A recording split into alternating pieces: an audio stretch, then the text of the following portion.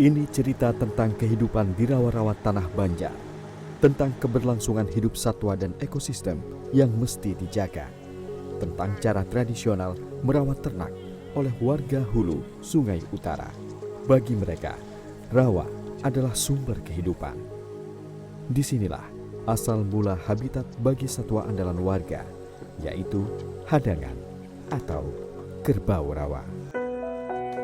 Ada ikhtiar yang mesti dikawal, sebab rencana pembukaan lahan perkebunan sawit mengancam keberlangsungan hidup kerbau rawa. Peternak lintas generasi khawatir, alam pun terusik.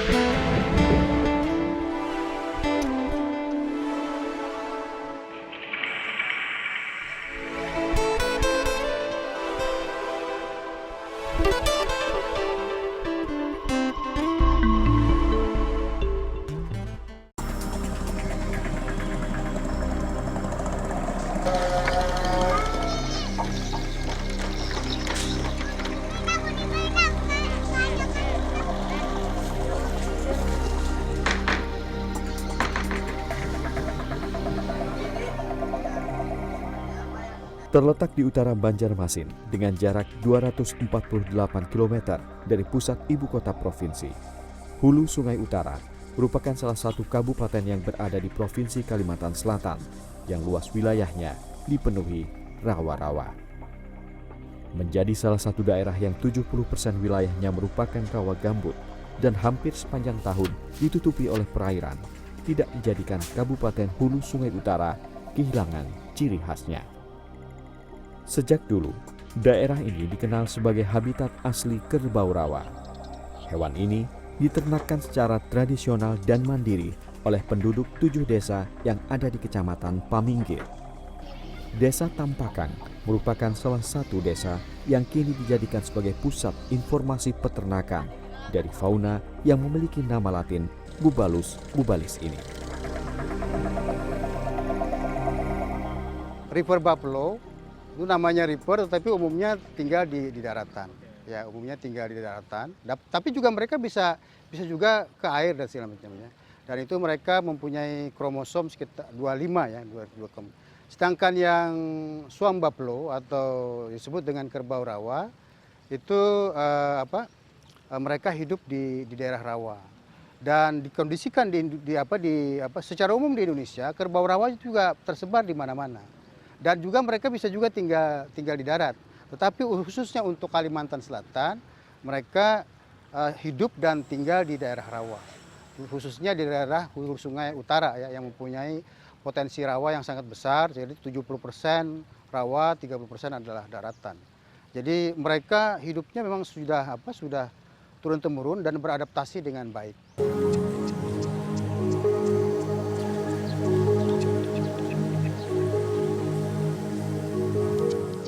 Menuju ke daerah yang menjadi habitat dari populasi puluhan ribu kerbau rawa, seperti desa Tampakang, harus menggunakan jukung.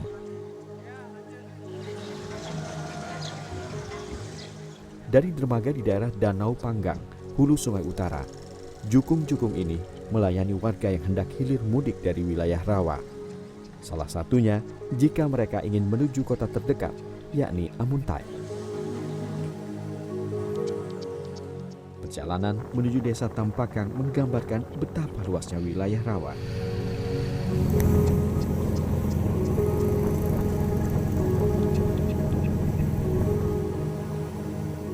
Setelah lebih kurang 45 menit melintasi perairan rawa-rawa, tibalah di desa yang menjadi rumah bagi 2.250 ekor kerbau rawa yang diternakkan. Rumah-rumah panggung berbahan kayu bak mengapung di atas air. Terletak di kanan dan kiri jalur perairan, kampung apung di sini sudah ada sejak zaman Kesultanan Banjar masih berjaya.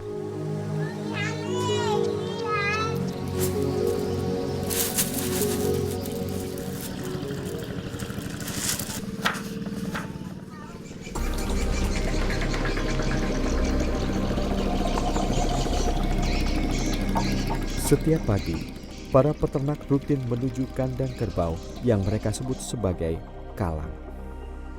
Kalang merupakan rumah bagi kerbau rawa yang terbuat dari perpaduan antara kayu ulin dan kayu belangiran.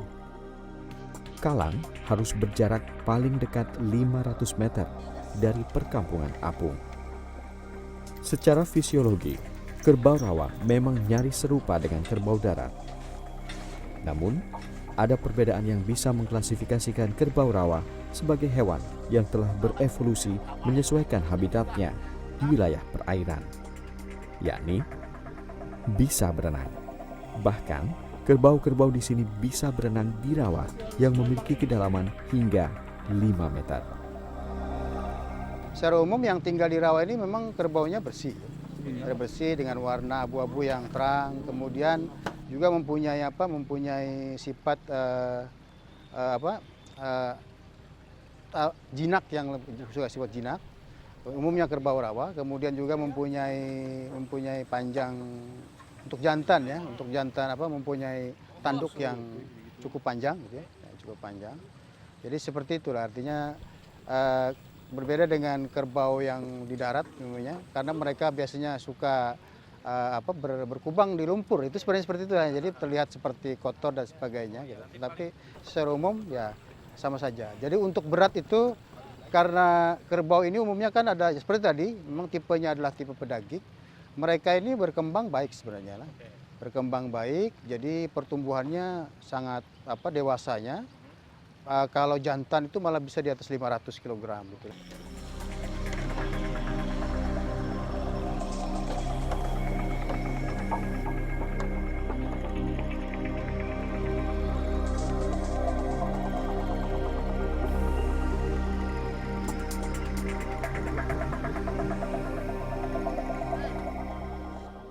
Nah, jadi kerbau rawa ini pada pagi hari mereka berenang, mencari makan dilepas di rawa.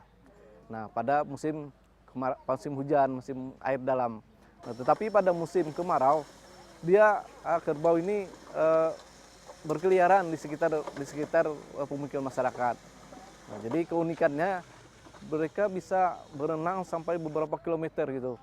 Iya, beberapa kilometer dari kalang tempat mereka beristirahat menuju penggembalaan rumput yang ada di rawa.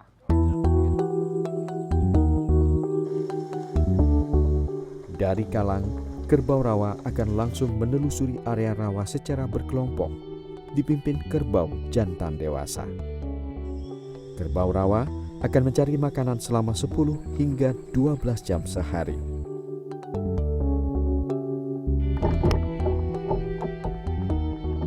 Kala senja tiba, kerbau rawa pulang ke kalang.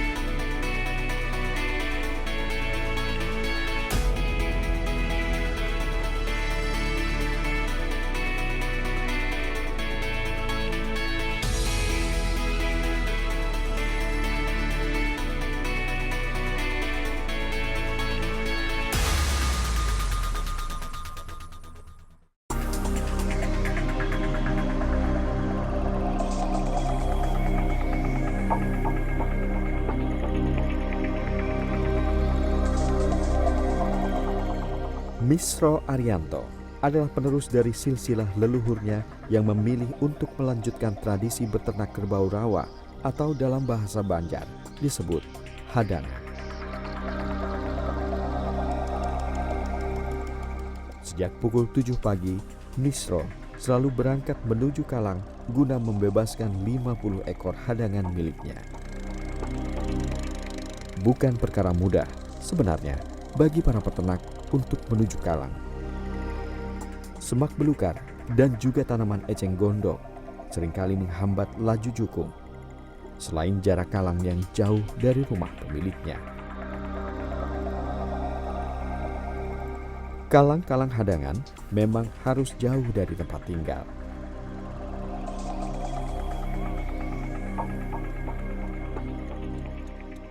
Karena untuk menghindari kotoran atau seperti ini nih, ternak. Untuk menghindar bau-bau busuk gitu. Setibanya di Kalang, puluhan kerbau rawa seakan menanti kedatangan sang pemilik. Dibantu sang ayah, Misro bersiap melepas ternaknya.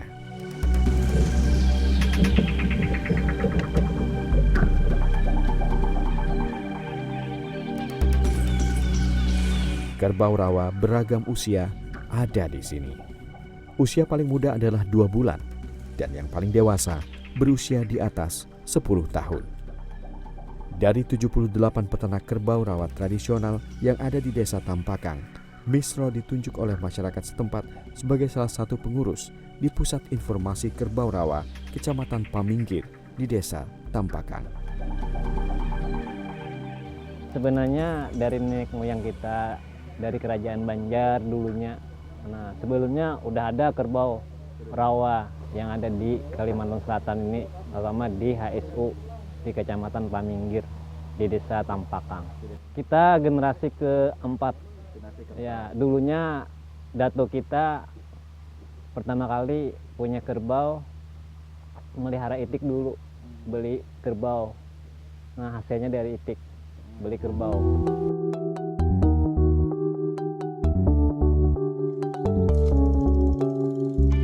Risiko tertukarnya hewan ternak ini cukup besar. Oleh karena itu, ada cara yang digunakan peternak seperti Misro untuk menghindari hal tersebut, yakni dengan memberikan tanda pada telinga masing-masing hadangan. Kalau kita dikasih namanya, kalau sebelah kiri pocok, lirih, kait. Tak hanya bicara soal tradisi, ada pundi-pundi ekonomi yang menjanjikan di balik kesetiaan warga asli suku Banjar ini dalam mengurusi kerbau rawa. Kalau yang mahal biasanya bulan haji kerbau tuh, bulan mulut. Nah, itu 2 musim. Kalau kerbau seperti ini perkiraan harganya sampai 15 juta, 18 juta satu ekornya. Satu ekornya gitu. Kalau hari-hari normal berapa itu harga aslinya? Ya kisarannya nggak jauh. Nggak jauh ya. Ya, palingan kan beda 1 juta aja. Itulah mengapa masyarakat di Kecamatan Paminggir sangat percaya dengan melestarikan ternak hadangan, kesejahteraan akan selalu hadir bagi mereka.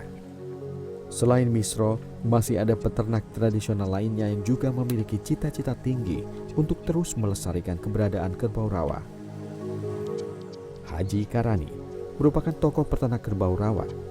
Ia sudah puluhan tahun menjadi peternak kerbau rawa di Desa Bararawa yang berjarak 7 km dari Desa Tampakang.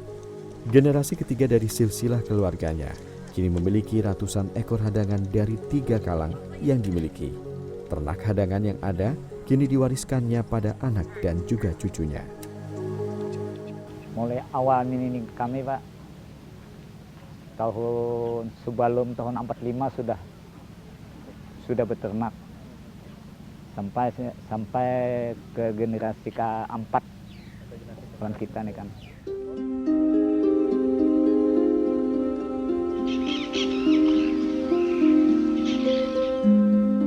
Dahulu, Desa Bararawa menjadi salah satu destinasi wisata bagi siapa saja yang ingin mengetahui tentang kehidupan dan peternakan kerbau rawa.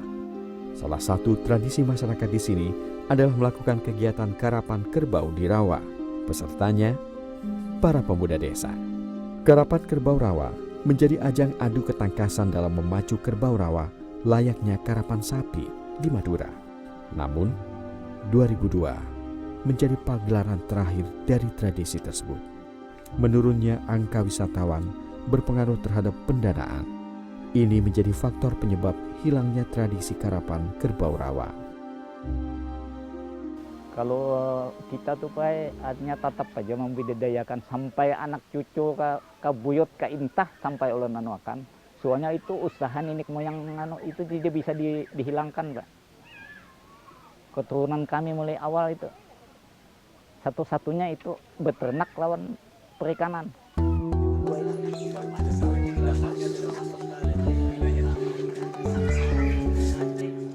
Kalau terjadinya sawit di sini, mungkin perusahaan ampunnya seandainya kata di belakang sini, apa anak cucu kami ke depan, anak cucu generasi kami yang hal-halus mereka ini apa lagi? Tidak ada lain lagi, kada punya tanah hak milik lagi.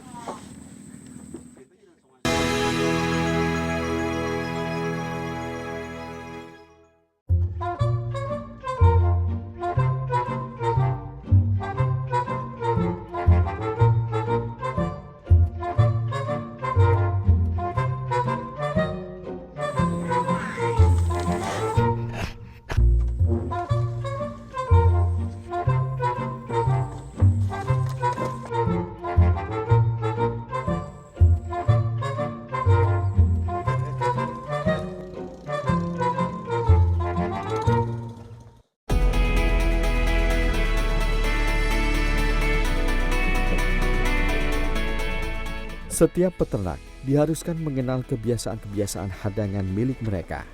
Sehingga jika ada hal tak biasa muncul dari perilaku hadangan, bisa dipastikan adanya gangguan yang tengah dialami hewan ternak mereka.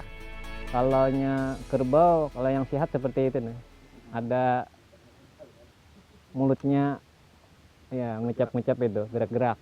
Kalau dia diam pasti tanda-tandanya sakit, bisa berputar kiri gitu, atau putar kanan. Biasanya kalau kita pakai untuk mengasih obat untuk vitamin, Beplek, untuk antibiotiknya Peroksi, bisa juga vaksin itu, SE.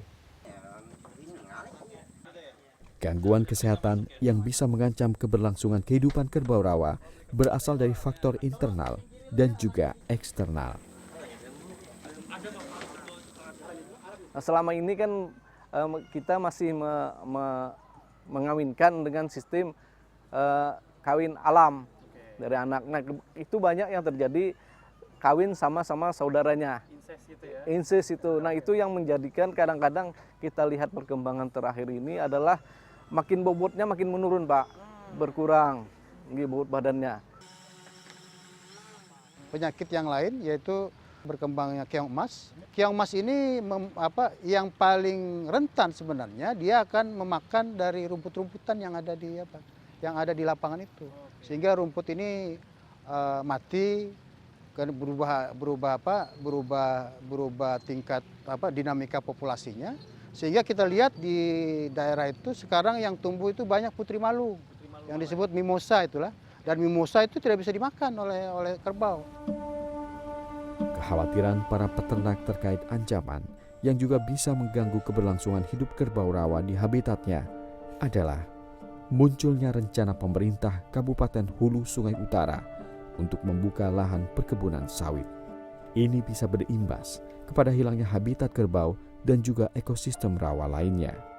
Pada 2013, pemerintah Kabupaten Hulu Sungai Utara mengeluarkan izin prinsip untuk 2 perusahaan perkebunan sawit agar bisa membuka industri perkebunan.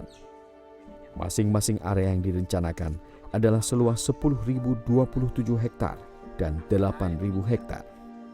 Izin ini justru bertentangan dengan instruksi Presiden nomor 6 tahun 2013 dan nomor 8 tahun 2015 tentang penundaan pemberian izin dan penyempurnaan tata kelola hutan alam primer dan lahan gambut.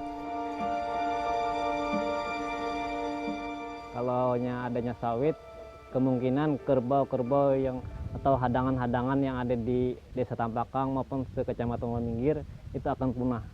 Tidak ada lagi namanya kerbau rawa.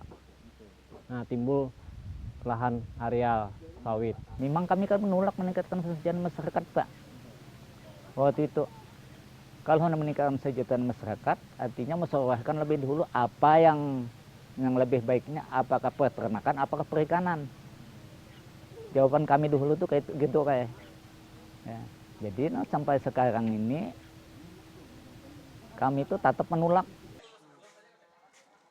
Upaya penolakan kepada pemerintah pun dilakukan. Salah satunya dengan mengumpulkan 4.500 tanda tangan warga yang tinggal di Kecamatan Paminggir pada 2013 dan 600 peternak serta penambak ikan pada Oktober 2016. Pemerintah berdalih adanya industri sawit yang masuk ke wilayah rawa akan bisa meningkatkan tingkat kesejahteraan penduduk. Jadi memang kawasan hutan kita cukup luas untuk HPK ini kan, kurang lebih 41.934 hektar sesuai SK Menhut ya, yang tahun 99. Karena ini lahan kawasan hutan luas dan kita HSU ini kan punya lahan terbatas. Cuman kalau HSU punya luas 89.200 hektar. Kemudian juga tadi saya katakan bahwa hampir 90% lahannya adalah rawa. Sehingga kita tidak punya lahan lagi untuk mengembangkan komoditas lain selain di lahan rawa tadi kan. Sementara hampir 50% lahannya kawasan hutan. Nah, otomatis kita akan mengupayakan kawasan hutan ini bisa menjadi sumber pendapatan masyarakat kita. Kini, pemerintah seperti menggantungkan rencananya untuk mengubah kawasan rawa menjadi lahan perindustrian kelapa sawit. Kekhawatiran warga bukan tanpa alasan. Wahana Lingkungan Hidup atau WALHI menilai bakal ada kerusakan habitat kerbau rawa jika ekosistem rawa diubah menjadi lahan kering untuk perindustrian kelapa sawit. Karena kerbau rawa selain untuk pangan juga merupakan ekosistem yang saling terkait dengan ekosistem lainnya. Karena bagi kami ekosistem rawa gambut ini ya harus memang dilindungi. Karena misalnya beberapa kali pengalaman yang masif kemarin yaitu tahun 2015 terkait kebakaran asap, sampai Bapak Presiden mengeluarkan izin dan mengeluarkan badan yaitu BRG misalnya kan. Jadi ini penting bahwa penyelamatan gambut atau ekosistem rawa gambut juga manusianya juga gitu kan, ini penting. Jadi saya tidak sepakat kalau memang langsung untuk tanaman yang model baru atau perkebunan. Jadi saya baik dimasukkan yang ada aja, yaitu kerbau rawa dimaksimalkan, peternakan ikan dimaksimalkan, kemudian fasilitas dan teknologi di kapasitas masyarakat itu yang di-upgrade lagi. Nah, itu yang menurut saya itu yang penting gitu loh. Kalau memang tujuannya untuk ke sana, insya Allah maka masyarakat dan di sini dan sekitarnya akan kena dampak. Gua ambil juga dari bawah dah.